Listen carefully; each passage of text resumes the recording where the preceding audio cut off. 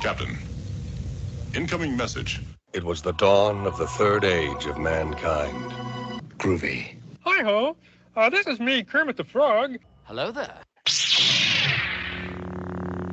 I find your lack of faith disturbing. Not a great plan. Program complete. Enter when ready.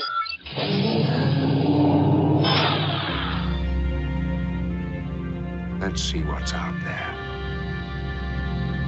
Engage.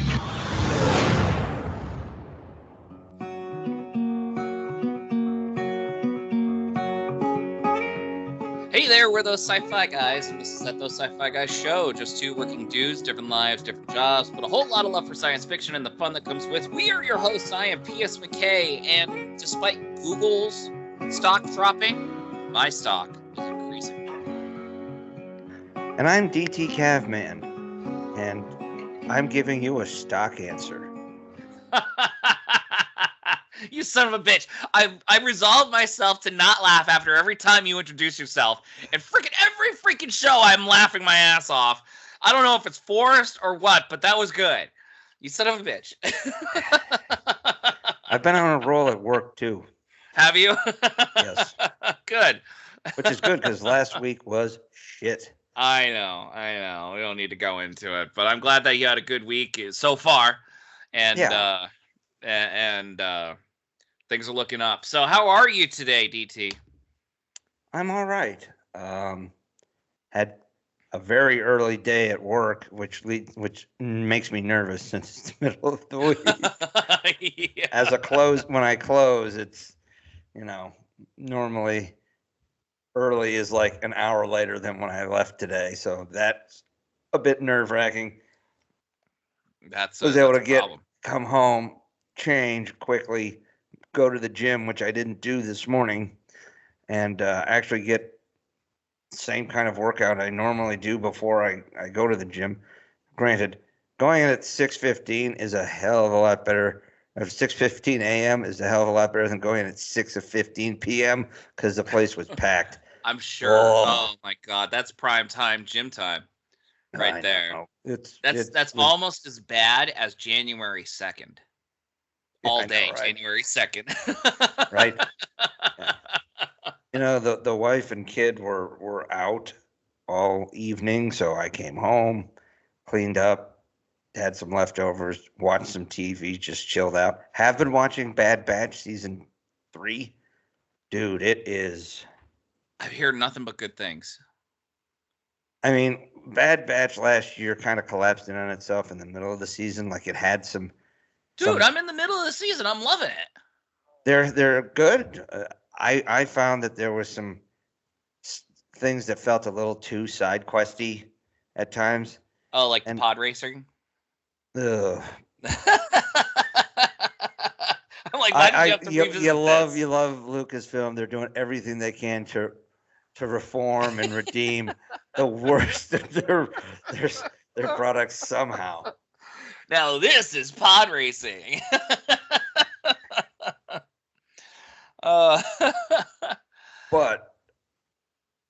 I mean, the clone conspiracy arc was amazing. I mean, and the way the season ended was hard hitting. So I feel like that's the way it's going. I just finished the clone conspiracy. I just finished the one where the kids were being basically shanghaied to work in the mines for free. That one where the clones were stuck on that planet. That Saul. Was it Saul or Sal? Saw Gerrera? No, Sal or Saul. The lizard lady that's played by Rhea Perlman. Oh no, I think it's Saul. Nope, now I'm really annoyed because Sid. That's Sid bought. Sid bought a mine there. And they just ended up mining illegally from a different mine claim. So, good times, but Mine. Yeah. Well, Bad Batch, great. Love the show. Season 3 is off to a fantastic start. Definitely some love for some legends. and I'm looking forward to it. They better be hitting this. This is the final season. They better be hitting this with the ground running and keep that pace all the way through. No lollygagging arcs or anything like that. It's probably 13 episodes. Not sure, but they dropped 3 the first night. And that's a lot to drop. Yeah, and was it a full arc, or was it a full arc, or was it just like 3/4 of an arc? The first, it's all one long running arc right now, but only one of the first 4 episodes didn't feel like complete. It was from a different perspective than 3 of the other 3 episodes, right? But it was still important to the overall story. So okay, 15 episodes, by the way, this season. So all right, that's on par. 16 episodes was last season, and good times. So, all right, so you're enjoying Bad Batch. I'm in the middle of season 2 because I'm sorry I'm behind. That's just what happens with life. You and I are never on sync when it comes to our watching habits. You started watching Archer. I started watching Archer. Then I got bored with Archer after watching 8 seasons, and then went with It's Always Sunny in Philadelphia. Burned through season 6 to 15 real quick, man. I did finish binging Archer. Yeah, I haven't seen the last 2 seasons yet. I need to, but I mean, dead air. But I need to see those. Aren't they finishing it up with a movie or something, or like a 3-episode thing? They did finish it with like a short extent. It was like a 3-episode closeout. Okay. Did it feel like a satisfying ending? Yeah. Open for more, but pretty satisfying? Yeah. Okay. All right. Love talking in ambiguities. It's great. Dude, life is ambiguous. I know. So much so. Gosh, I don't want to. You know what? I'm not going to talk about my book because the cover's not solidified yet, so I can't give out a date on that yet. All right, then let's get started. Let's do that. What brings us here tonight, DT? So, there's been a lot of things ending in both Star Trek and Star Wars, right? Mandalorian's a little up in the air as far as, is there a season 4? Well, they announced there's going to be a movie. You know, the way things are going, Ahsoka did get picked up for season 2, but Obi-Wan and Book of Boba Fett are all basically looks like they're one-shots. Bad Batch is coming to an end with this season. Star Trek, you had Picard end. You have Discovery ending. You know, there's nebulous things on the horizon. So one of the things I was thinking of is if we stayed in the current canon, because we've talked about ways we would change, you know, either like a Discovery or some of the movies, or, you know, and what with Star Wars as well. To restart these franchises and everything? Yes.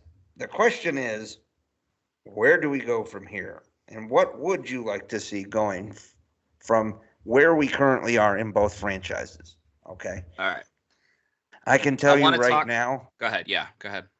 There's a lot of other franchises that deserve this.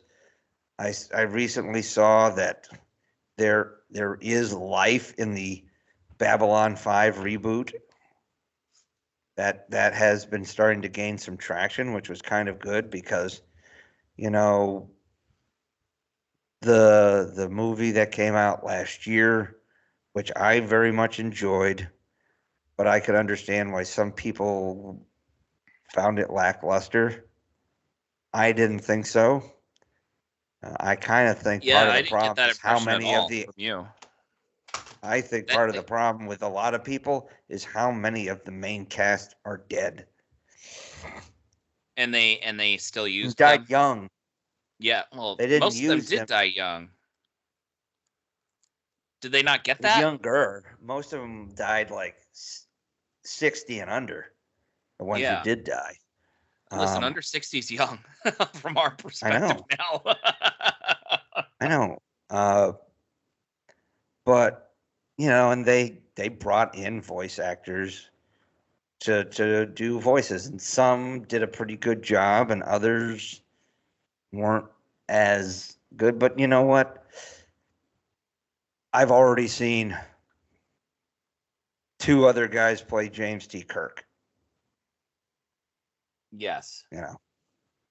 2 other guys play Spock. Yep. I mean, at this point, I'm willing to work with that. I'm not as pigeonholed as long as and if the reboot goes through, we're going to get new versions of every single one of these characters anyway. From Babylon 5. Yes. Yeah. So hopefully with stabler contracts too, man. Well, hopefully JMS is still around. I know. Still will stay with us, right?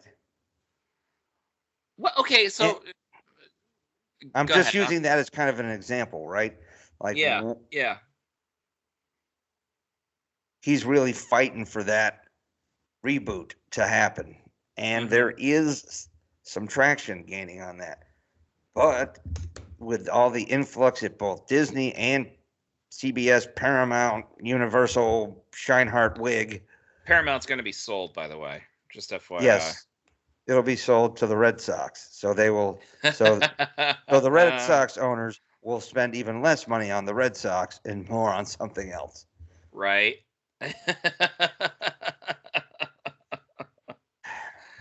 Because that's kind of a joke around here. Because the Fenway Sports Group has bought so many other things and has put their focus elsewhere, including the Pittsburgh Penguins of the NHL, a Premier League football team, all this other shit. And the Red Sox right now aren't even in the top 10 in payroll for the first time in like 20 years. They're not spending money. Yeah, it's ridiculous. Well, there's no salary cap in baseball either. I remember a friend of mine would explain that to me, and how he argued against having a salary cap. There are thresholds for there's a luxury tax, so you could spend and spend, but then you end up losing you pay a luxury tax that gets spread out to the other teams. Yes, the competitive balance or whatever it is. Right. That's really supposed to go and help out the small market teams like a Kansas City or a Tampa Bay or even Oakland. That's all these teams, not like Philly or LA or New York or Chicago or fucking Boston. Yeah. But, Disney might have bite off more than they could chew, bringing on all these Fox properties. Well, I don't know if they bit off more than they can chew, but they definitely, they don't have the resources to be able to capitalize on all of them. They just wanted the ability to be able to have them. They probably just only wanted X-Men and Fantastic Four, and that was the only way to get them. That's exactly what it was, yeah.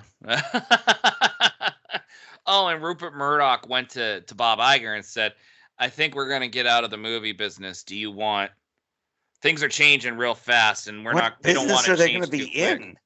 Shitty news? News, yeah. Hey, it's only shitty if you're against it. I'm just saying. It's only shitty if you disagree with it. As we quote Ron Burgundy, why don't we give the people the news they want to hear? From Anchorman 2. Anchorman 2. Yeah. And by the way, you read my news. all of them do it now. So, yeah.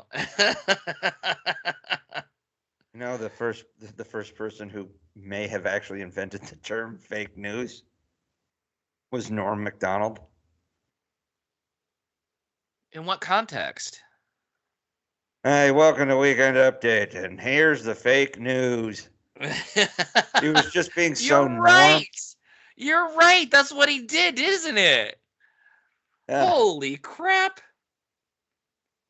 I You're mean, so correct. I mean, he might be the first person to actually make it public, you know, televised and whatnot. Sure. It was part of his catchphrase for a while, you know, but that was like 25 years before, or 20 years before Trump was like fake news. Yeah. Anyway, it's true. We're going down the rabbit hole. So anyway, cycling back to the premise, I used kind of B5 as an example. Does it make sense? You know, where we're starting off with? Because it does. Who knows what's going on? Section we're 31 movie, Starfleet Academy TV series. That's not happening. There's nothing hammered down. You know, some of the Trek outlets are still putting those vibes out there, but I'm not really seeing much. What are you doing? Oh, I found the Star Trek Generations movie ticket stub from November 18th, 94. And what else did you find? Turbo Power Rangers from 1997. I saw that in the movie theater too. Come on, man. You sent me the other picture. Don't be a putz. Oh, yeah. The movie ticket of, I'm going to put that as the thumbnail for when my brother guest starred. But the advanced, I bought this the night before. The thumbnail from when your brother guest starred is something else. Are you changing it? Yeah, I'm going to change it, yeah. Because it's just a random AI generated thing. Yes. It's two brothers supposedly watching Sci-Fi. And I just found it ridiculous what it was. So. Well, then you might as well have put that CG or the AI generated Obi-Wan and Picard in the yellow jersey. Oh, I know, right? Yeah, I should do that. So that's the Star Trek Insurrection ticket stub that my brother was jokingly asking me if I still had, and I answered to him, "Yeah, I do actually, very seriously." If you watch the video, it's around the 50-minute mark. He's like, I was just okay." You do, okay. Well, in that vein, let's just go ahead and say, right now, the planned Section 31 and Starfleet Academy are in limbo. Okay. Section 31 is happening. I think that movie is pretty much in the can, but the Starfleet Academy show is not going to happen. Paramount doesn't have any money for it. And they know, they're reading the tea leaves from the fans. The fans don't want it. Yeah, it seems like the fans kind of want to get out of the 32nd century and maybe into the 25th. Well, Section 31 is going to be in the 25th century. No, it's going to be in the 23rd century. 23rd? Oh, yeah, 23rd. I'm sorry. You're right. Yes. They had to send Georgiou back to the 23rd century in the Prime universe, or the Discovery Prime universe. Yeah, it's Discovery Prime. Because the universe we grew up with was canon universe, but whatever. I hate that definitions get changed like that all the time in this new freaking world order. I hate it. Dude, comics have been doing that every 10 years. They do that. Oh, okay, this is Superboy Prime, and that's why I like Transformers. There's Optimus Prime. That's it. That's Rodimus true. Prime. There's Rodimus Prime. Yeah. There's not Maximus. There was no Maximus Prime though, was there? It was just there's no alternate universe Optimus with a goatee. It's Optimus Prime. There's no Kelvin Optimus. Come on now. There's not. Nope. There's not. Anyway. So, all right. I think we can both agree that we would love to see a Star Trek Legacy. We've talked about it when we wrapped up Picard and some other things. Yeah, and use the episodic method. Just do a story of the week. Have an anomaly, have a glitch, have a new alien, have a political intrigue, have all of them. Have a disaster episode. Like, just do all that. I mean, you really have a great template, all spelled out for you in TNG and DS9 and even Voyager. Voyager has some great episodes. Like, Voyager gets a bad rap for a lot of things, but Voyager had some really good episodes. So did Enterprise, and Enterprise had some good stuff too. Enterprise. The only hate for Enterprise. I'm interrupting you. I know. Go ahead. Hey, me and my boy Phlox do not approve. I only think that Enterprise gets hate is because they played around with the canon a little bit by bringing in the Ferengi and the Borg, and both unnamed, but there was no reason to do that. And it's been on record that the writers and the producers for Enterprise have said, yeah, I hated the Ferengi episode. We never should have done that. The Ferengi episode was actually fun, but unnecessary. Well, it was completely. It was Clint Howard, Jeffrey Combs, and Neelix was his name. Neelix, yeah, Ethan Phillips. Yeah. So not only Jeffrey Combs has played two different Ferengi. Probably, yeah. He played Brunt. I know he played Brunt, and this guy. I mean, who knows? I think that's it. Oh, he's technically played 3. He played Mirror Brunt. Yeah, that's true. I'll let that happen. And like all good Ferengi in the Mirror universe, he died. They all died. Every single Ferengi died. Every new Ferengi you got introduced to in that episode died by the end. Yeah, you're right. I forgot about that. Rom died. Nog died, and so did Brunt. Yeah, for the 4 Mirror Universe episodes. Yeah, that's funny. I like that. We never talked about that, but I think that was brought up in one of the Captain's Logs books or something. So, okay. What would be interesting is if Star Trek Legacy wasn't Captain 7 on the Enterprise G with that company, was that Star Trek Legacy was more of an anthology, kind of like Clone Wars. I could see that. Because then you could have an episode where you're with Admiral Janeway at Starfleet Command solving a problem, or you're, Tuvok apparently he's got a starship somewhere, or you have Jake Sisko reporting on a natural disaster, because we'll just say he's reporting and then writing on the side, right? Yes. I mean, I always thought a Star Trek anthology series would be great. You could play in all different. You could have a Klingon episode. Don't need to have an entire series on the Klingons. There's a Klingon episode. Then you get a Romulan episode and a Ferengi episode, and you get Andy Robinson back as Garrick on a Cardassian episode.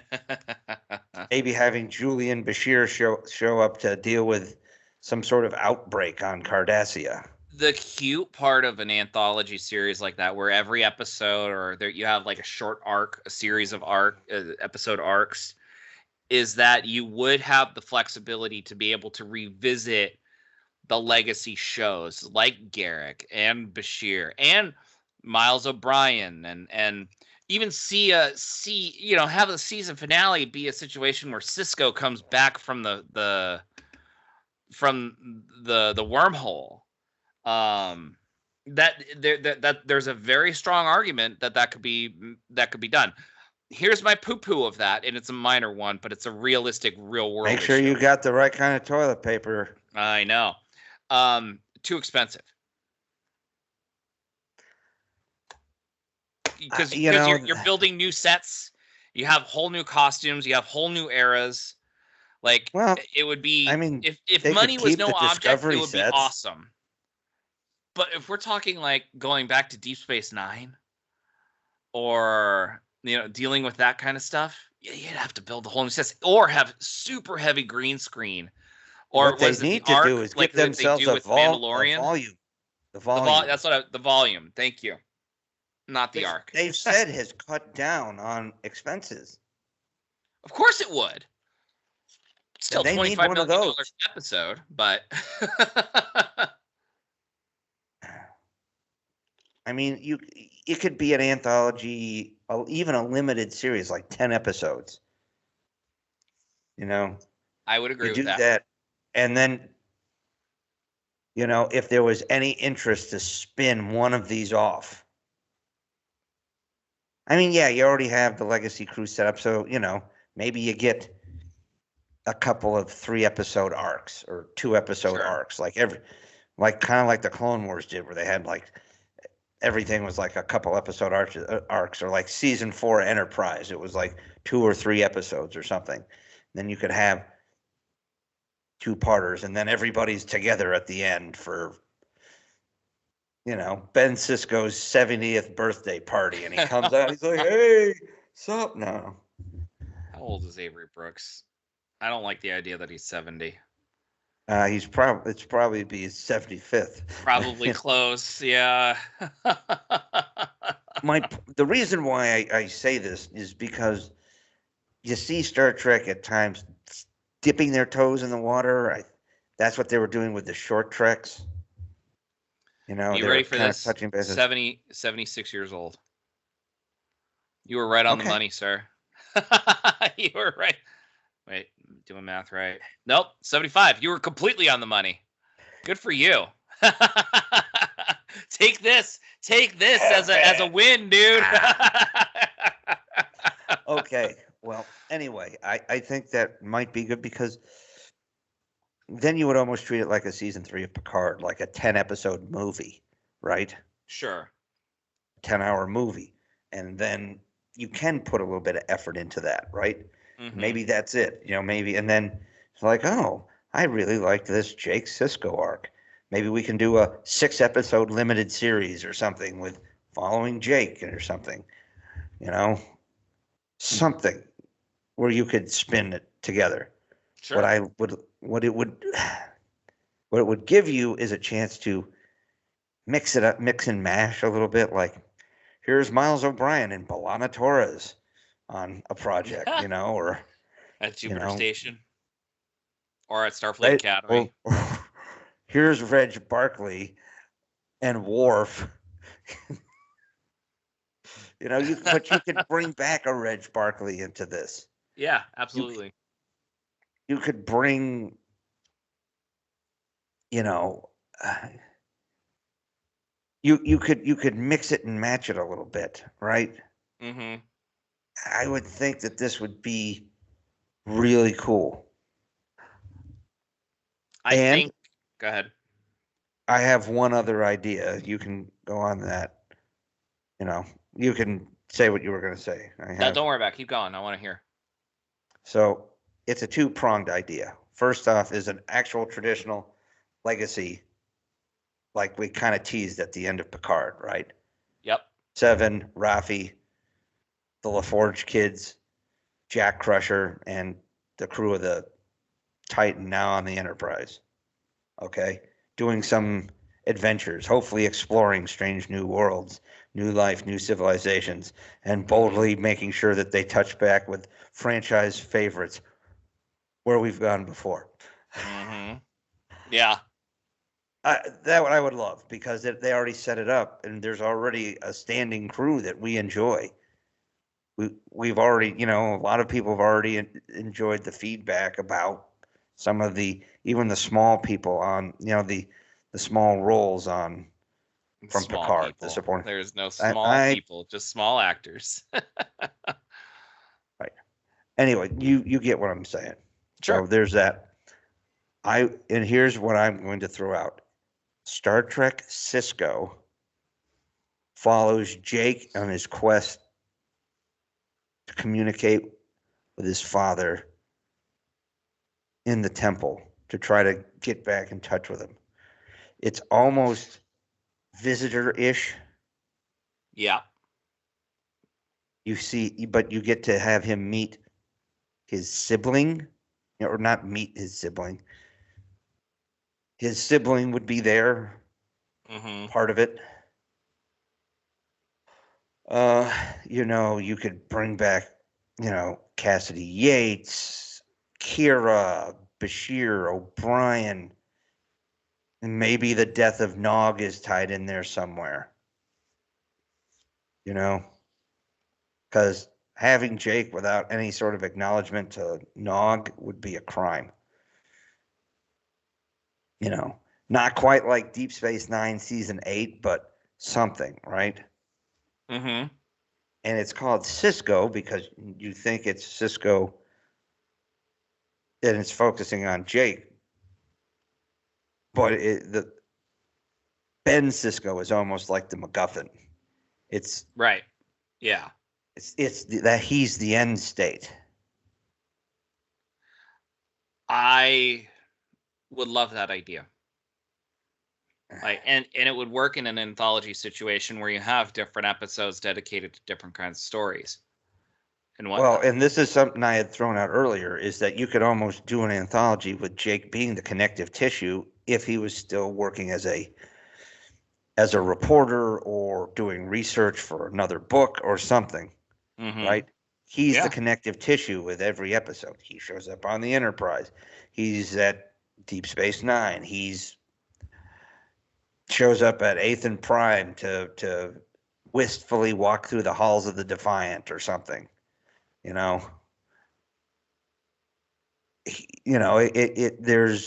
He'd be a great connective tissue because he could go to so many different spots, and either the guy's of a reporter or he goes full castle. And I'm going to go ahead and I'm writing a series of novels based on Starfleet officers. So because I'm the son of Ben Cisco, Starfleet has allowed me to tag along with any Starfleet officers I want.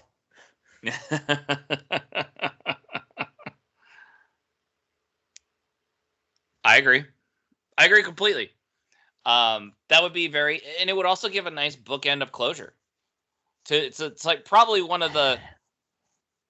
Why are you making that face? Painful that Cisco never came back. That's the thing. I think that was the biggest lament to the best Star Trek franchise, was that it ended so open-ended.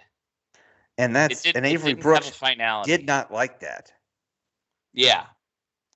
Which is why they went back and did the scene where he appears to Cassidy, promising her he'll come back, because he was very that wasn't in the original. That wasn't in the original script, huh? I think he fought for that. I want to say it was in What We Left Behind. I thought that was in there, but he was very adamant about having a very positive father-son bond between, people of color.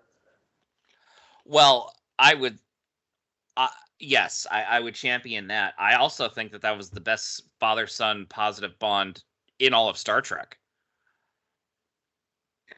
even among the white characters, because damn, dude, like most of those characters hated their fathers. Picard, Riker, or didn't know them. Look at Kirk, terrible father. Didn't know he even had a son. Oh, okay. His son, not his dad. Got it. Right. But he didn't like his dad either, if you read Star Trek Destiny. Well, he was also a moody teenager, so what are you going to do? Yes, true. But, I mean, I agree with his sentiment on that. As do I, and since that was such a cornerstone of both characters, was their relationship, for us not to get any acknowledgement of Cisco being there for his family is a slap in the face to the character. It felt like an abandonment. It did feel like an abandonment. It was rough, and it wasn't an abandonment of just Jake, but Jesus Christ, he had a child on the way, pregnant wife, and we, you and I grew up with Cisco as a father figure in a sense. We saw him. Those are 7 integral years for us, seeing that kind of father figure on TV. And seeing him gone, it felt very empty. He was a good dad. Great dad. No, fantastic dad. Yeah, he was a great dad. You're right. Like, don't minimize this. He's probably one of the best TV dads out there, not just in Star Trek. He is a great TV dad. You know, you'll see like, oh, great TV dads in the 90s, and they're putting like Uncle Phil and, you know, Carl Winslow and Danny Tanner and some of these TV. I'm like, Ben motherfucking Cisco. Yeah, that was when Sci-Fi was just on the outside rim, you know. It never entered. For some reason, you look back upon Star Trek, and supposedly it was this huge entertainment, like, cultural center. But if you look at all the pop culture stuff, never even graced any of the pop culture stuff. So, except TV Guide. I saw an article come out this week that Nana Visitor had said that she overheard like Paramount executives saying, "Oh yeah, she's not the pretty one." Basically, they wanted. She was back in the day. Yeah, and so she actually used it to be able to give Kira the depth that she really needed. But I mean, she's not the pretty one. Are you shitting me? She's a gorgeous woman and a tremendous actress.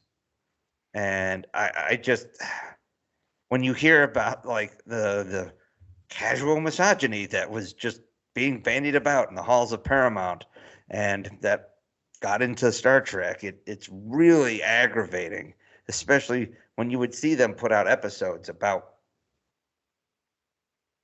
equality and all these things. It's supposed to be hopeful, and then you have people like telling Terry Farrell, your boobs aren't big enough for you to have this kind of attitude and stuff like that. Oh my God, are you serious? That's a real quote?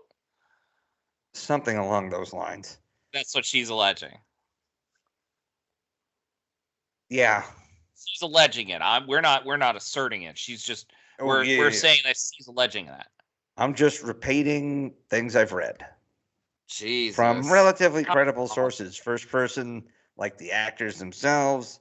Right. You know. Hollywood is a terrible place, by the way. I lived there. Okay.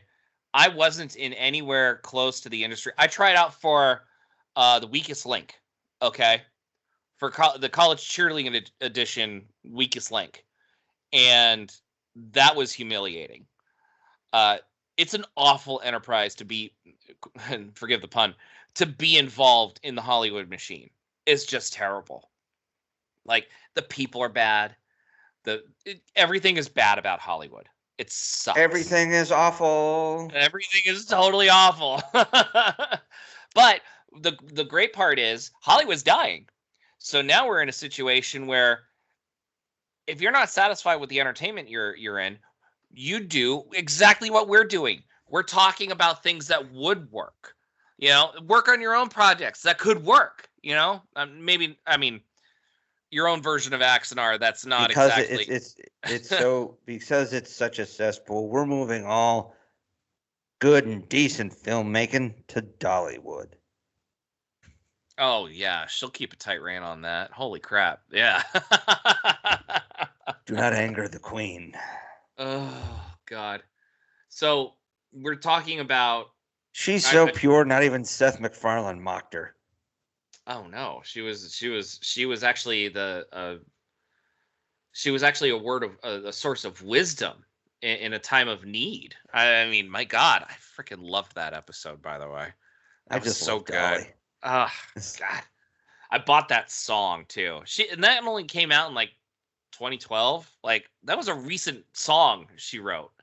So she just released a rock album. I know she did, because she wanted to justify herself. She wanted to justify herself being in the Rock of Fame. The Rock and Roll Hall of Fame. Yeah, damn right. Love Dolly. Well, I mean, have you heard Beyonce's country record? Actually, Texas Hold'em, not terrible. The song? Yeah, the single's not bad. I haven't heard it yet. I heard that there's a song that she sounds a lot like the theme song to the cartoon Franklin out of Canada. Franklin the Turtle. It uses the same guitar riff or something. I mean, I'm not accusing her of anything. Beyonce's sued by a turtle. I know, right? No, I'm not accusing her of anything because I mean, music's music. You're gonna have overlap. It's just gonna be a thing. The fact that she tried and did a country album, I applaud her for it. I'm not into listening to new music unless I accidentally fall into it. If I find myself, if I proactively try to listen to something, I'm not going to enjoy it because it feels like work. But if I come across her song in a moment of vulnerability or something, that's a more it's I don't know what's the word I'm looking for. It's a more natural way of me to be able to come across a song and like it, more likely to like it. That being said, I agree with your proposal on having an anthology season with different arcs and stuff from different locations and whatnot. I just came across this article from Giant Freaking Robot where Star Trek Legacy, it says Star Trek Legacy, dreams are dying. So Michael Dorn has no idea what's going on with Legacy. They haven't heard anything. He hasn't heard anything. Yeah, Todd Stashwick, Michelle Hurd, they've all commented on it recently. Yeah, Marina Sirtis thinks the project is dead. There's no word from Terry Matalas, and you know why? Of all the future projects that have been picked up, Starfleet Academy, Section 31, Terry Matalas is not involved in any of them because Alex Kurtzman doesn't want to be upstaged by Terry Matalas. I'm surprised he hasn't I'm surprised they haven't shunted Mike McMahon aside because he's showing up Alex Kurtzman. Oh, well, that's cartoons. He doesn't consider that serious. Yeah, well, he'd be wrong because they've had some outstanding sci-fi and Star Trek in it.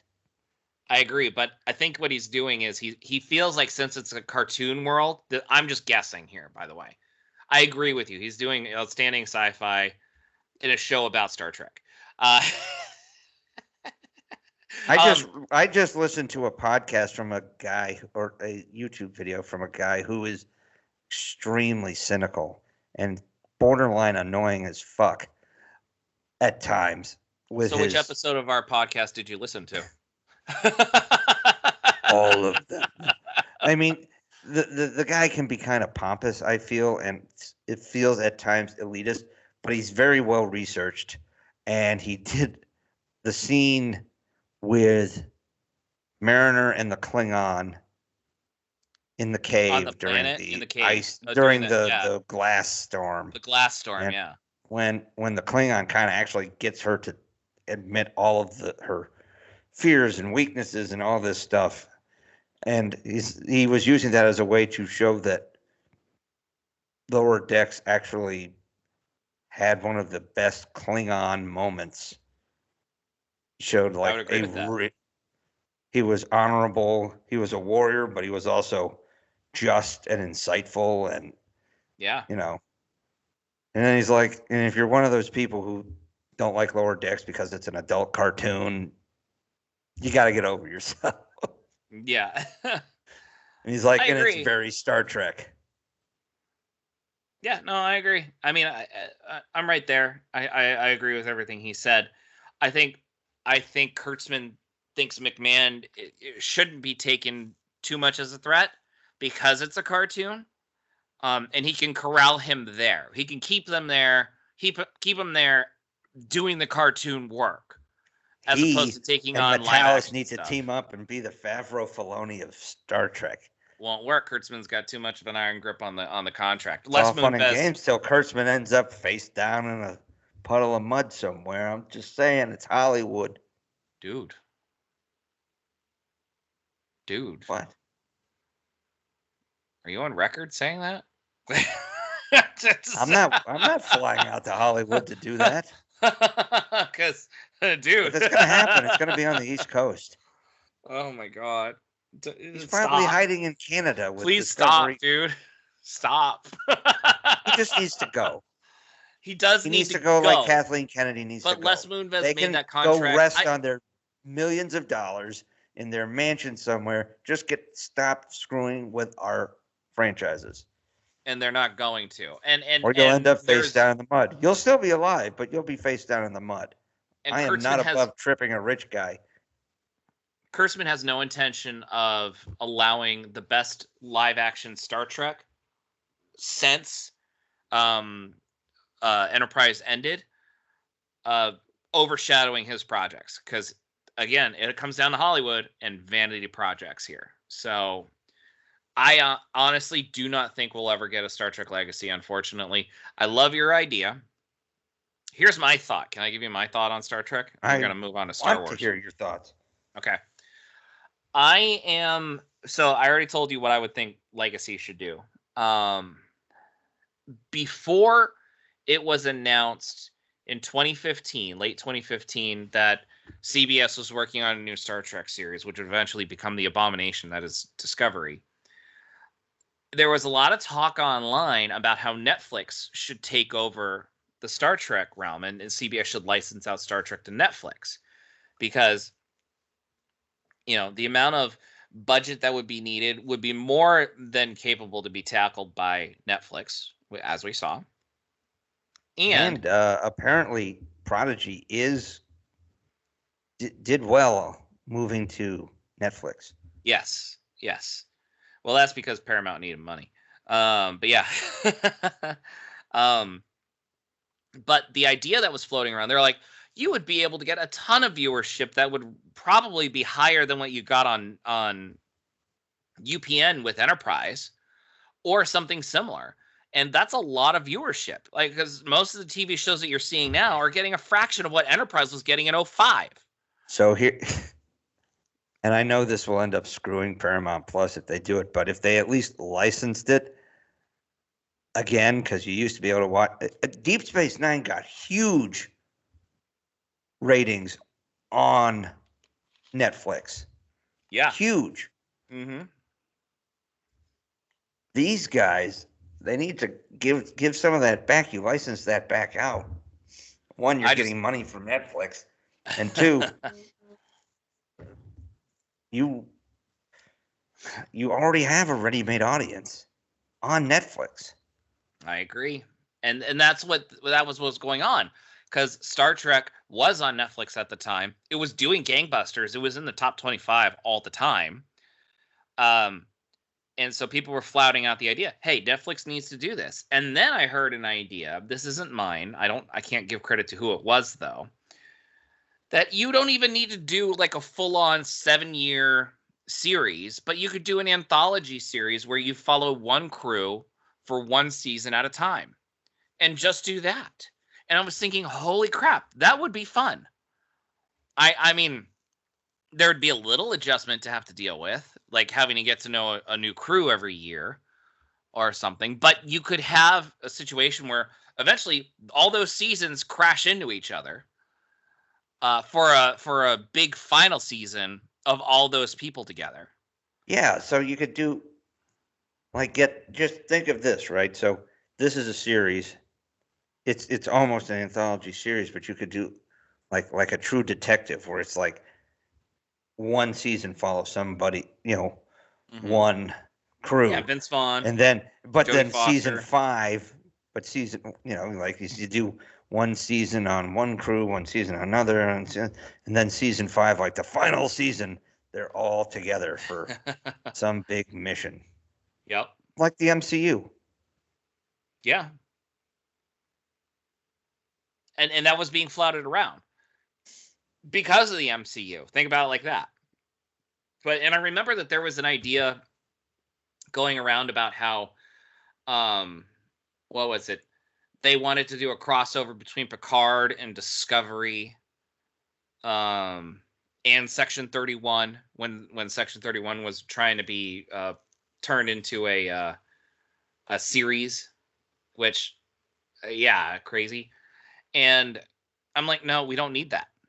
I was very upset to hear that idea. I'm like, I don't need to see any of that. Like, there's no reason to have Picard crossover with Discovery. We eventually got a crossover between Lower Decks and Strange New Worlds.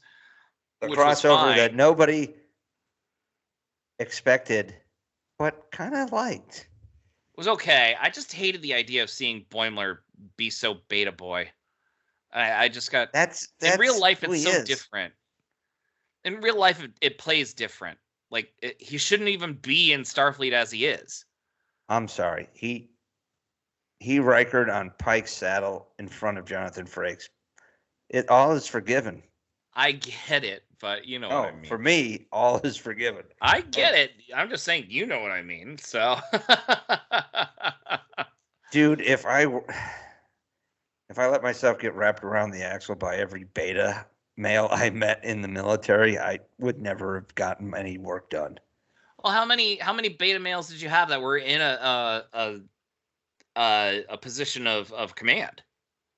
Too many? He isn't in the position of command, but yeah, he technically kind of was. I mean, by the time he was on Strange New Worlds, he was a lieutenant, right? Yeah. So, like, he was going to be having people report to him, and he was like being groomed into that realm. So, dude, I mean, and Pike just rolls his eyes at him, like it's dude, it's life. I've met junior officers who were that spastic. I saw people be put in charge. I'm like, it's just life. It's just life. I'm just saying, for the ideal, the human ideal that Starfleet is supposed to portray. Look, I normally don't like dudes with purple hair. This is different. Yeah, what the fuck is that all about? We know he's human, right? Has it been established he's human? Yeah. So he's just got purple hair. He breaks all, dress code? It's Starfleet. What does that mean? They have beards. They have cultural things. We weren't allowed to. Hair is the nothing. Bajorans weren't originally allowed to wear their religious ring. Worf wears a sash. That's not regulation. That's true. That's. But how many times are you gonna say no to Worf before he actually breaks down? You gotta give and take with the Klingon. Ask Picard. He denied Worf all the time. He did until who is it? Riker affirmed him once during the out of was it in phase or the one where Ro and Geordi are out of phase and they're walking through walls. And Riker's like, "That's a good idea, Worf. I'll relay that to the captain." And Worf stops. He goes, looks at him like, "Thank you, sir." And he walks off because he wasn't denied. That was on camera. So, all right, so you've got Netflix taking over and doing a yearly anthology. So you follow one crew for 1 year, do 2 or 3 years of that, and then the 4th year will be, or 5th year, could be this big ultimate thing. It leads up to some big crescendo, special 6-episode arc where everyone's together in some kind of battle or, invasion or something. I haven't fleshed it all out, but I liked the idea when I heard it, and I was like, I can get behind this because it's a different kind of world we're living in now when it comes to entertainment and whatnot. But not really, because my children love Young Sheldon, and they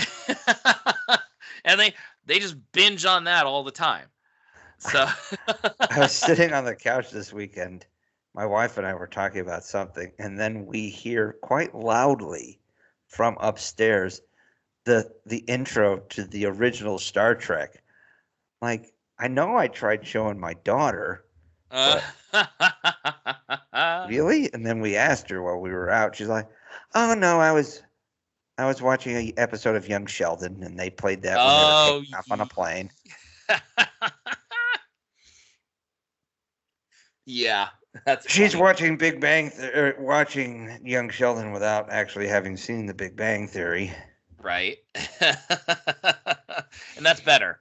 She's not ready for Big Bang Theory, although she probably wouldn't understand it. I mean, the same way that I watched Three's Company as a 7-year-old, 8-year-old, like. Yeah, she's gonna be 13. There's not much you miss. That's true. That's a good point. I will agree. Anyway, so Star Wars. You ready to move on to Star Wars? Yeah, I'm a little uncertain as to where to go with Star Wars because I don't know what Star Wars is right now. I really do. I believe in this proposed culmination, like Heir to the Empire movie with the TV series.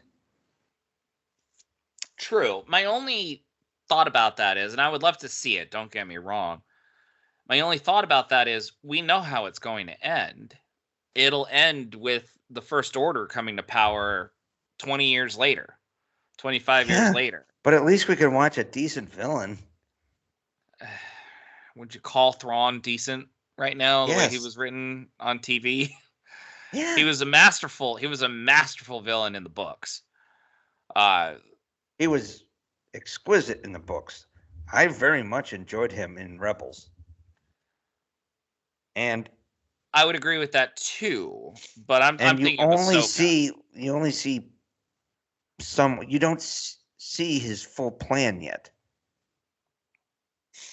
All I know is I mean, what was he loading? They kept loading the Star Destroyer.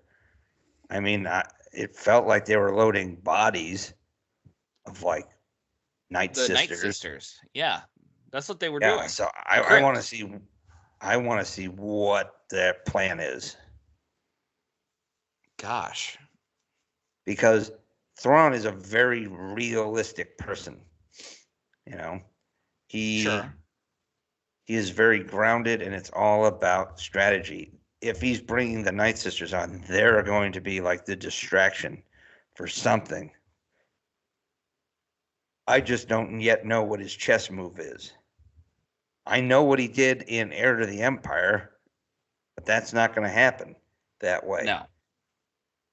It's going to be kind of Heir to the Empire, which I'm on board with. You get Ahsoka and the Mandalorians and the Rebels crew and the Rangers of the New Republic and them, and those are going to be the people who are going to have like the first contact with, you know, Thrawn's people at like different spots over the universe, because that's kind of what we've been seeing, right? Yeah. You have people who expect Grand Admiral Thrawn to return. You have other people who are very much in employ of the fledgling wing that's going to become the First Order. I would love to see Ahsoka season 2, which I've read has been greenlit. So an Ahsoka season 2, Mando and Grogu movie. Maybe they drop something limited to kind of fill in the gaps with the New Republic side. Maybe you get a 6-part Rangers of the New Republic starring Captain Carson Teva, and you get Zeb and some Rebel pilots. Maybe you get a recast Wedge or something in there. Yeah.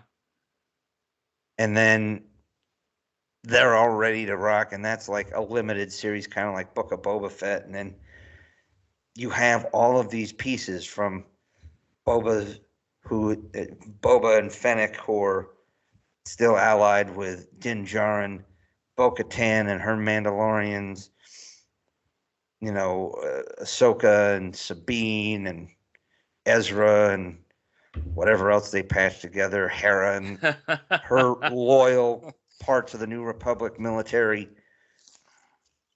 and then how they throw down, and then finally people are going to have to shit or get off the pot at the New Republic. Even Mon Mothma was on her side, but it's politically inconvenient. Yeah, well, I did find the politics of it to be super weird. The sad thing is, it's not that different than what you saw in Clone Wars.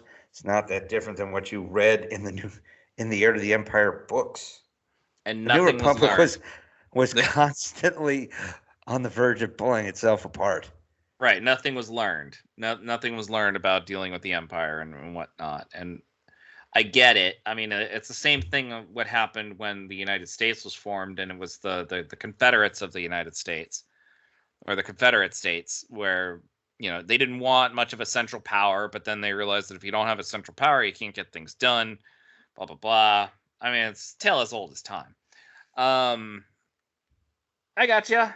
Here's my question, though, because you're talking about an era where we're dealing with, we know how it's going to play out. We don't know how it's going to play out individually with those characters, but we know we know the direction the universe is going. So what are we going to do? We're not going to ignore the sequel trilogy. Those are your rules. We can't ignore what's already happened. Unless Disney canon goes ahead and somehow retcons and blows them up, or calls that. Until Kathleen Kennedy is gone and all of her underlings are gone, that's never going to happen. Exactly.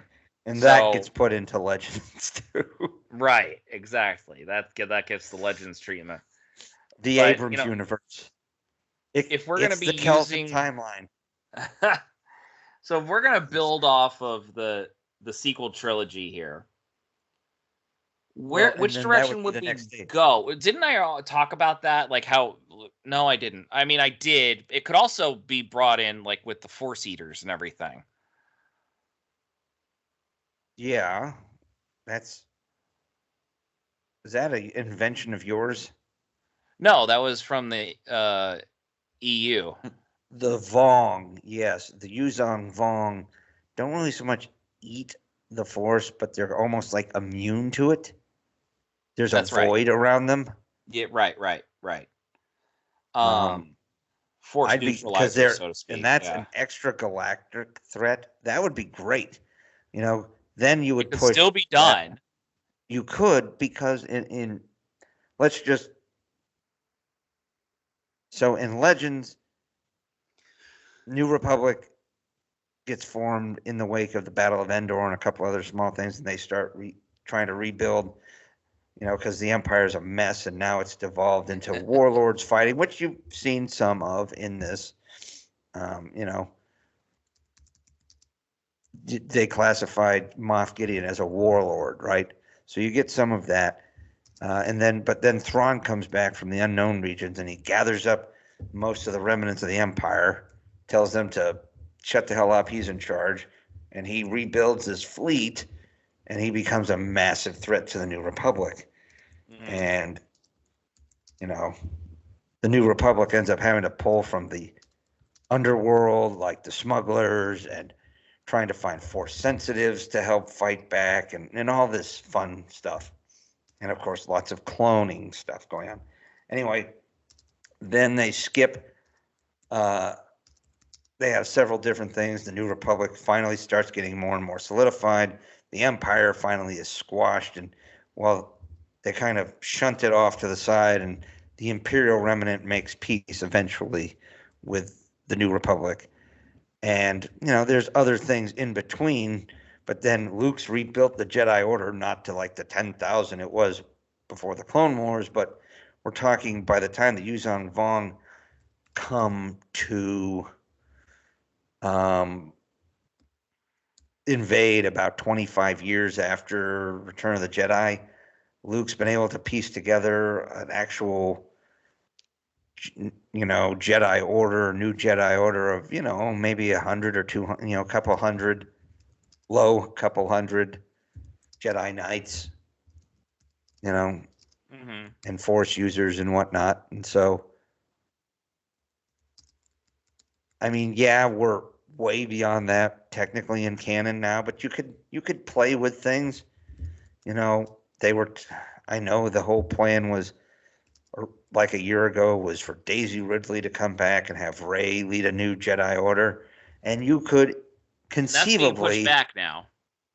By the way, you could conceivably do that. You could have a now 100-year-old Grogu.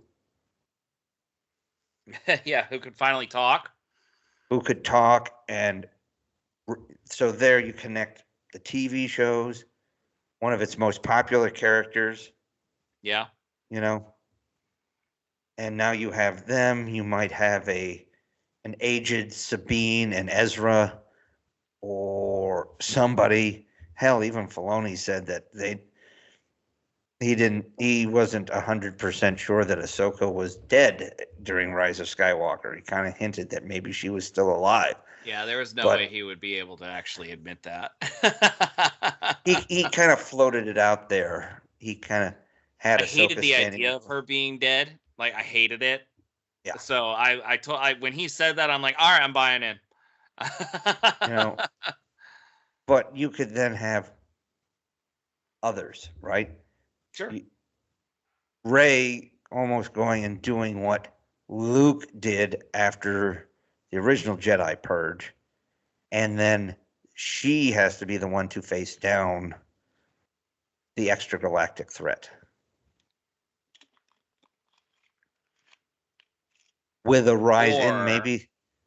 Or we have Rey be old and a mentor, and we have a new Jedi that we're dealing with when it comes to that. Grogu? No. Grogu would be part of the mentorship area. But like some new Jedi. Like, Rey could be there, but they'd have to age her up. Well, dude, it doesn't need think to be about within, it. By the time this thing gets off the ground, she'll be Daisy Ridley will be 40. Daisy Ridley will be like 15 years older than what she was when she started. So, is this all true? We're probably talking like 2027, 2028 if this thing ever gets off the ground. And it won't. Right? We're just saying, even if it does. So now you have like 35-year-old Rey or something like that, right? 40-year-old Rey. And she's been doing she's been spending the last 20 years or whatever finding Force sensitives and building a different Jedi Order, not one that was as schmucky as Luke's was. His Jedi Order in the Legends was so much better. So anyway, use that as the blueprint. Do something. His version of the Jedi Order in the EU. Well, he went on kind of like a Jedi quest and went around the galaxy looking for Force sensitives. That was like a lot of what he did between Return of the Jedi and within a year of Return of the Jedi, he was like, screw this, I'm out of the Republic military, I'm done with this. And for like the next 7 years, he really started looking, because he kept meeting Force sensitives. And he would pick up one or two from time to time. Then he meets Mara Jade. And then a year and a half or so after Thrawn's defeat in Legends, he gets permission from the New Republic. He takes over Yavin base and starts a Jedi Academy with 12 students. And they kind of hinted at a had to be legend 12, character. Yeah. And there was at least a Judas character in there. I get you. There was.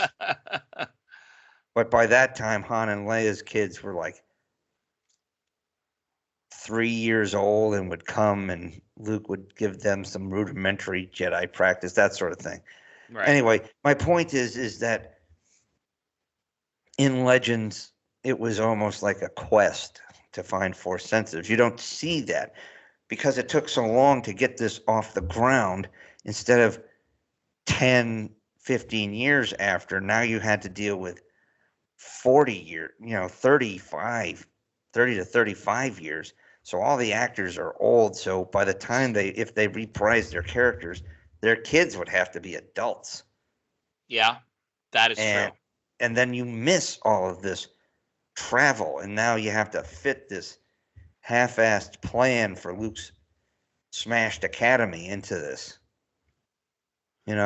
Whereas you keep encountering Force sensitives throughout Star Wars, you could have an entirely new Jedi Order, something different.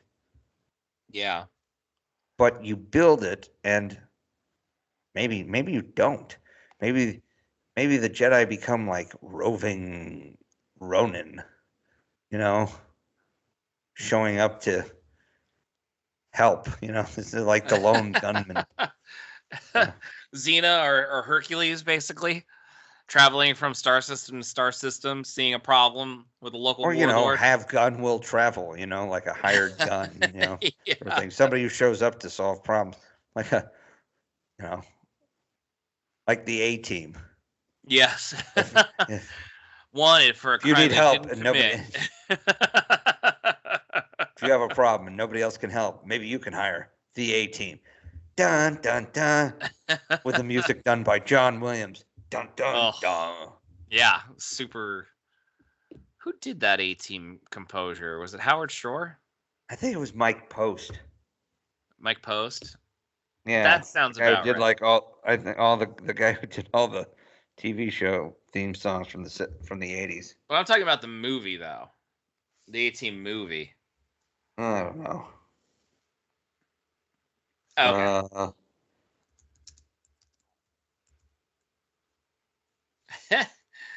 Shoot. Liam Neeson's in the A-Team? Yeah. Oh, wait. I'm thinking... reboot. No, I'm thinking of Leslie Nielsen. By the way, did you see? Did I send you? I sent you a link.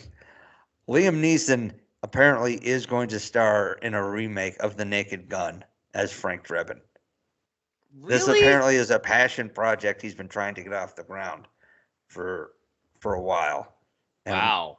Mrs. Cavman sent me an article from an online newspaper, and I sent it to you. I'll take a look at it. Alan Silvestri composed the A-Team movie. Not bad. He's one of the better ones out there. Yeah, he is. So. Well, anyway. So what would you do? No, I stand by the idea. I just want to get away from the muddled timeline. Just start moving forward directly. And you can jump like 30 years into the future. You love muddled timelines. I hate muddled timelines. I hate it so much. And there's no more muddled timeline than Star Wars. And it goes back to the frickin' Clone Wars, where they just aired things completely out of chronological order. Intentionally. They did it intentionally. I don't know why they thought that would be a good idea. But there were whole episodes that took place years apart. Like, what? Well, I think part of it was that they wrote episodes, and then somebody's like, oh, you know what? We want to do a sequel to this episode.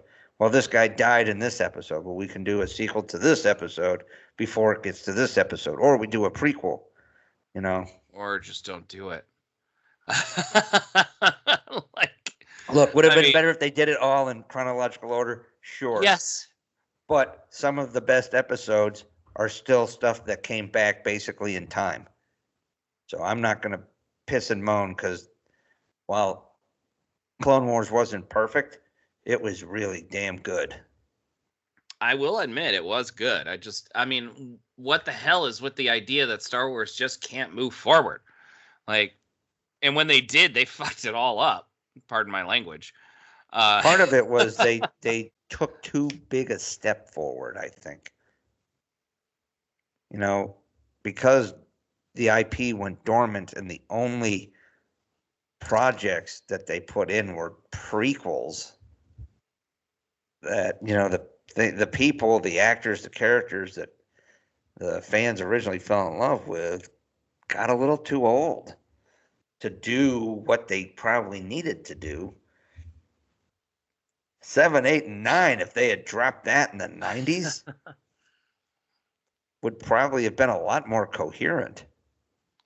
Well, yeah, because They should have done 7, 8, 9 instead of 1, 2, and 3. You could do 1, 2, and 3 now. Yeah, that's true.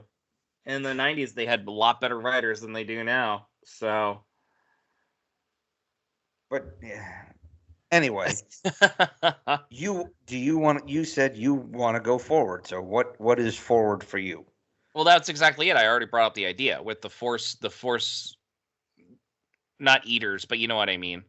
And you would have Grogu, Yuzan Vong. You would have Rey and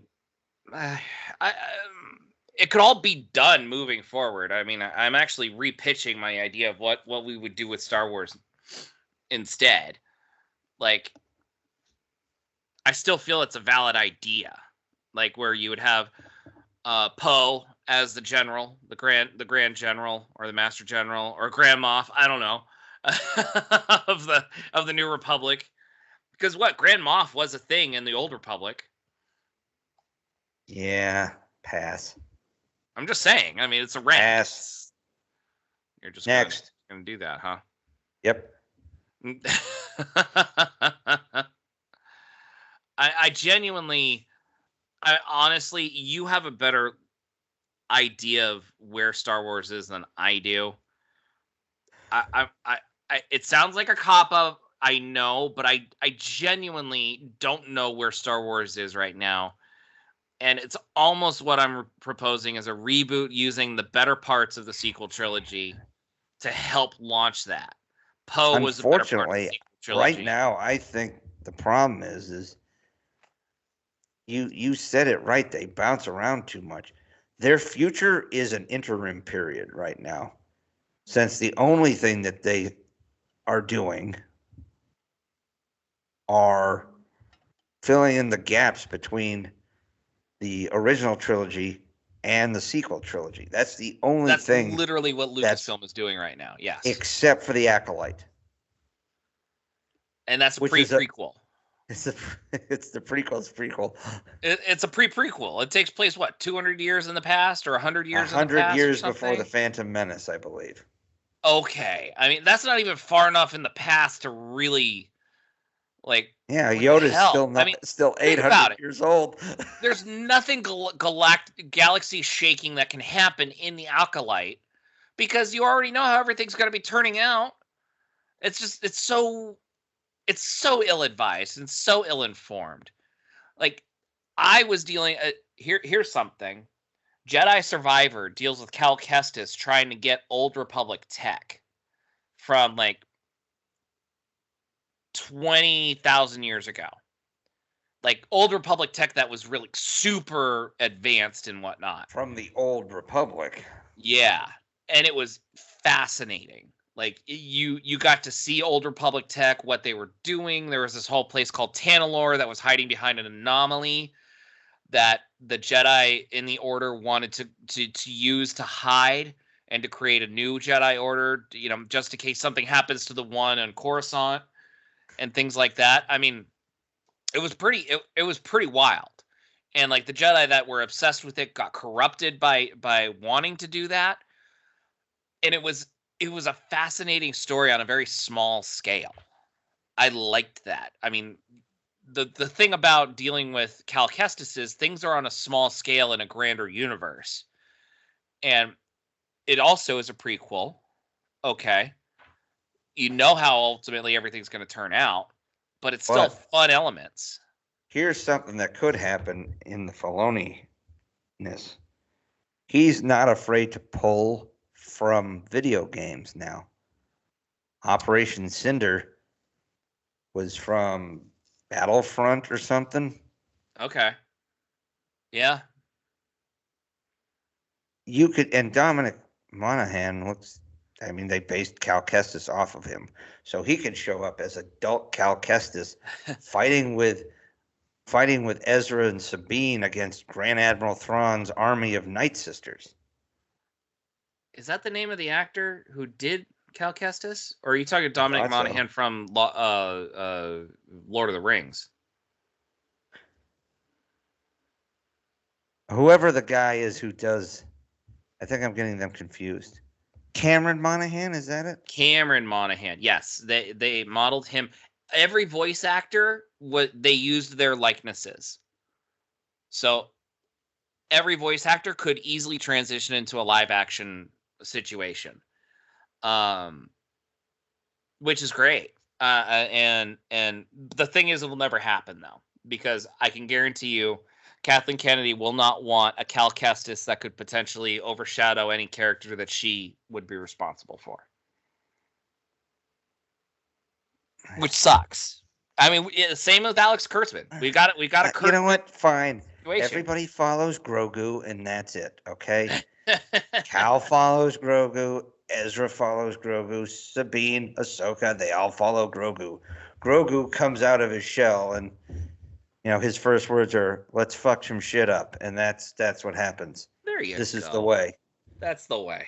I would like to see Grogu with Mandalorian helmet, though. I would too. However, they would be able to furnish that. I mean, would they make a helmet with his ears exposed, or? That's the only. Some people have made them for various Yoda dolls, and they're all like medieval ones with like an open face slit and open ears.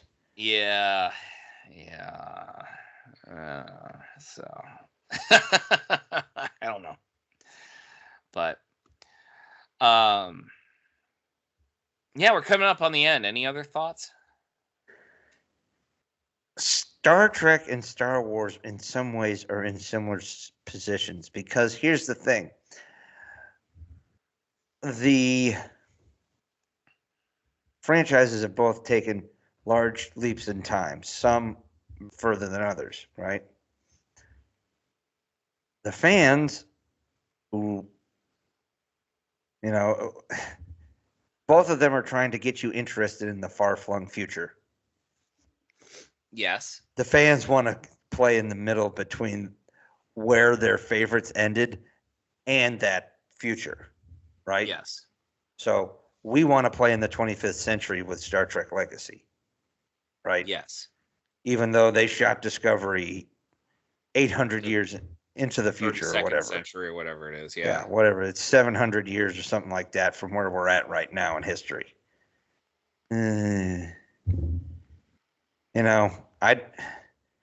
If Starfleet Academy doesn't get off the ground with what they're doing, then basically all you're going to see is them try to probably fill in the gaps, in the 25th century and beyond.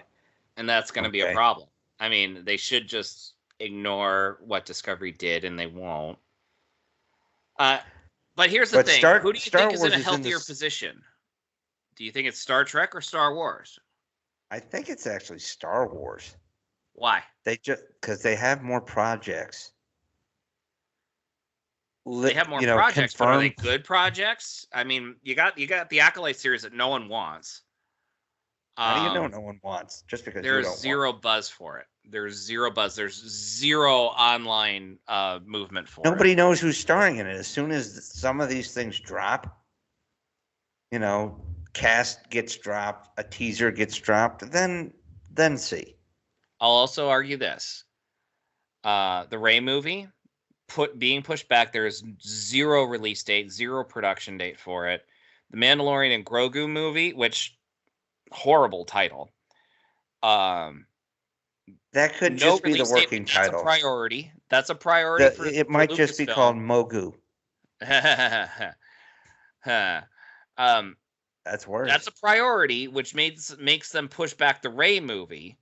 But here's the thing. We still don't have a production date because they just went ahead and announced it. There's no script. There's no nothing for this thing. Nothing. They just made an announcement out of desperation for this. How do you know? They kept Grogu a secret in a day where everything gets spoiled. Because here's the thing. No one out of Lucasfilm is saying that there's a script. There's no script. There's nothing. We knew that there was a script for The Mandalorian. We knew it was in production. We didn't know Grogu, but that was, that was revealed in episode 1 at the very end. So it didn't have to be kept under wraps for too long. No. I would argue that Star Trek is in a healthier position because at least the fans ended on Star Trek Picard in an era that they want to see filled, where they were happy with how Picard ended. They got to see their favorite characters of TNG all back together. And then they got to see the promise of a potential Star Trek legacy, which we know Kurtzman doesn't want to have happen. But the Star Trek franchise in and of itself would be in a very healthy position to try to take up and move forward with. Because Strange New Worlds, very shoddy second season, good episodes and more bad episodes than good episodes, I would argue. Very inconsistent in comparison to season 1. Agreed. I'll agree with. And the Section 31 movie that was supposed to be a TV series, but it's now going to be like an hour-long movie. Like, we don't even know what that's happening. Like, what's happening with that. And then Discovery's ending. There's no mention of a new series outside of that. We got Academy, but no mention of, like, when that's actually going to happen. And that's never going to happen. We both know that, too. Like, we've got... They've been trying to get a Starfleet Academy show or movie off the ground for, like, 30 years. Yeah, for Star Trek 6. But then Paramount was like, no freaking way are you going to make a Star Trek movie without Shatner and Leonard Nimoy. There's no way. They also teased that in 2009. Like, oh, is this going to be a Starfleet Academy movie? Right. Because they go to Starfleet Academy. And I liked Star Trek 09, by the way. I liked it. I know you did. I'm just saying. I feel like Star Wars is in a more unhealthy position than Star Trek is. Because at here's least the thing, though, where the fans will be happy if they go the right direction. They can forgive all the transgressions about what Paramount's done. Here's the thing, though. Disney is still the machine, right? Sure. All the finance, it's the name. Disney has a more powerful name right now than Paramount. Sure. You know? No one's refuting that. Let's just say you infuse Star Wars with some big names like successful MCU actors and you throw them in a project. I don't know. Let's just say Chris Hemsworth signs on to a Star Wars project. There's immediate buzz. I don't know, man. It's still a lot of buzz. Thor: Love and Thunder didn't have great buzz. Fine, Chris Evans. Robert Downey Jr. What major movie has had Chris Evans in it where everyone was like, I love Chris Evans? Maybe Knives Out. Maybe, but nothing else.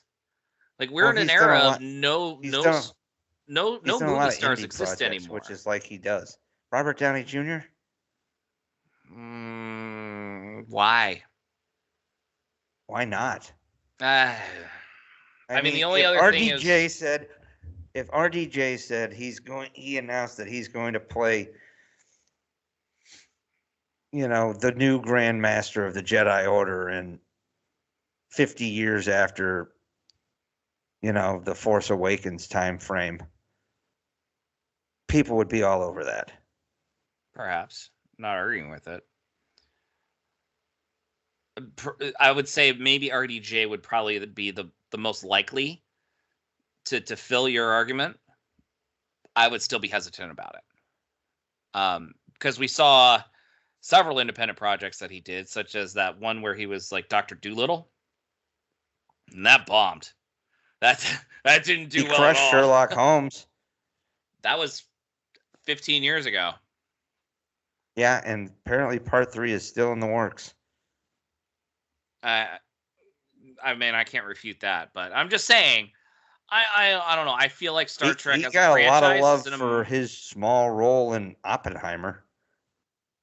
Because he was fantastic in Oppenheimer. That's a Christopher Nolan movie. That movie was driven by the fact that an auteur did that. They didn't see it to see Robert Downey Jr. No. Can I say that my son was dying for me to buy that damn movie too? I took him to see it. You saw it, right? I haven't. Oh. Let me just say that taking my 13-year-old son to see that movie in the movie theater, there are some awkward scenes. And he was begging for me to download and watch that movie when it came available. Some scenes that made him go pew. there were some scenes where, he covered his eyes, and then there's a scene where Florence Pugh is just sitting in a chair, nothing else, for about a good 10 minutes. A good 10 minutes, they're just conversationally talking. And he's sitting there going, yes, I understand exactly what you're saying. Yes, please tell me more. So, what can you do? I mean, the movie was a good movie. It was a great historical pick. So, it's fine. He's a good kid. He deserves to see some boobs. So, I can't believe you just said that. Whatever. Let's see. I'm gonna mark down that time so I can cut it out. 1:51:20. So anyway, on that note, both of the major franchises are probably more unstable than we would like. Exceedingly unstable. Mostly because they have dinks in their ultimate power positions. Dual income, no kids? Yeah, if you want to use that. I mean, that's a thing. But they're the downfall of Western civilization too, so dual income, no kids. You sound disappointed. I feel like I've disappointed you tonight. The problem is that at least Marvel had a Feige, right? And after, I would even argue that they had an Ike Perlmutter and a story group. They had you hate Ike Perlmutter. I don't like him as a man, but I can't even trust what was said about him now, considering what's coming out of the trades now. I mean, I think they slandered Ike Perlmutter in a big way. I mean, he probably is an asshole. Don't get me wrong, but wasn't he the one who basically squashed a Black Widow solo movie for 5 years? Right, and look how well that Black Widow solo movie did. Because it wasn't in the right time. If it had dropped 5 years earlier. That's the thing. That's the thing. So, we can talk a little bit more about this after the air. All I'm saying is, Trek and Star Wars could use a change in leadership. We already have people who know what the hell they're doing. They just need to be given creative reign. And hopefully the egos can be checked at the door about that. Yep. Hopefully. All right, then. So on that note, everybody, I am P.S. McKay. You guys keep dreaming. We'll keep working. So long, everyone. We're those sci-fi guys. It's out there. And I'm DT Cav, man. And man, I wish I had some good Trek and good Star Wars up here on the high ground right now. Oh, wait, I have Bad Batch. There you go.